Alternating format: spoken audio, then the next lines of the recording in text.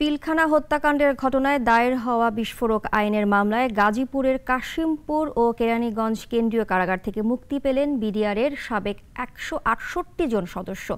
তাদের মুক্তিতে কারাগার এলাকায় তৈরি হয় আবেগঘন পরিবেশ।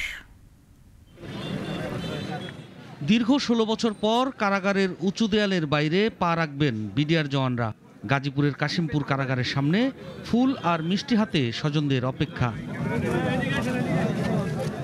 সকাল 10:30 থেকে একে একে বের হতে থাকেন বন্দীরা। দীর্ঘদিন পর স্বজনদের দেখা পেয়ে হয়ে পড়েন আনন্দে আত্মহারা। মিষ্টি খাইয়ে ফুলের মালা দিয়ে তাদের বরণ করে নেন পরিবারের সদস্যরা। তৈরি হয় এক আবেগঘন পরিবেশের। দীর্ঘদিন পর আমরা বের হয়েছি, এটার কাছে আল্লাহর কাছে লাখ শুকরিয়া। এতদিন হয়েছে, এখন যেন আমরা চাকরিটা ফেরত পাই, আমাদের অবশ্যই ক্ষতিগ্রস্ত হয়ে গেছে। 16 বছর পরে বের হলাম, পরিবারের কাছে ফিরে যাচ্ছি, নিশ্চয়ই ভালো লাগতেছে। এখানে ভালো লাগাই তো সবকিছু। এখন আমরা দীর্ঘ 16 বছর এই জীবন অন্ধকার কারাগারে কাটাইছি।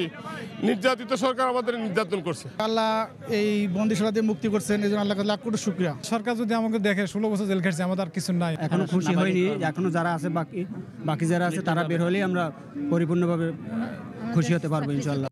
বিডিআর বিদ্রোহের ঘটনায় করা বিস্ফোরক মামলায় জামিন পেয়েছেন হত্যা মামলায় খালাসপ্রাপ্ত ও যাদের বিরুদ্ধে কোনো আপিল হয়নি এমন 2 শতাধিক আসামি। এর মধ্যে 127 জন কাশিমপুর ও 41 জন কেরানীগঞ্জ কেন্দ্রীয় কারাগার থেকে মুক্ত হন। বাবাকে রিসিভ করেছি আমার যখন 4 বছর বয়স, তখন বাবা জেলে এই ঘটনা ঘটেছে। 16 বছর পর আজকে বাবাকে পেয়েছি, অনেক খুশি, আলহামদুলিল্লাহ, আল্লাহর কাছে শুকরিয়া। আমার বাবাকে কাছে পাচ্ছি, তা আমার মনের মাঝে অনেক আনন্দ লাগতেছে বা ফুর্তি লাগতেছে। অনুভূতি এবং আনন্দ কতটুকু যে লাগতেছে সেটা বলে বুঝতে পারবো না। দুঃখের বিষয় হলো এত দীর্ঘ একটা সময় তাদের জীবন থেকে যে চলে গেল, তারা এই সময়টা তারা নিষ্ক্রিয় ছিলেন। তাদের সব কিছু থাকা সত্ত্বেও তারা কোনো কিছু করতে পারেন নাই।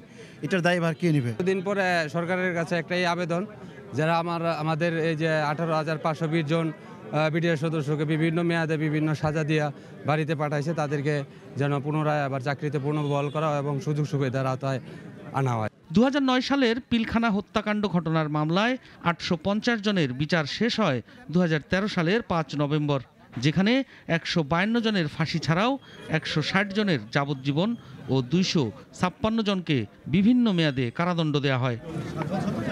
সাইফুল শাহিন, নাগরিক, ঢাকা। কোটি কোটি মানুষের ভালোবাসায় ফ্রিজ, টিভি এবং এসিতে দেশের 1 নম্বর ব্র্যান্ড ওয়ালটন।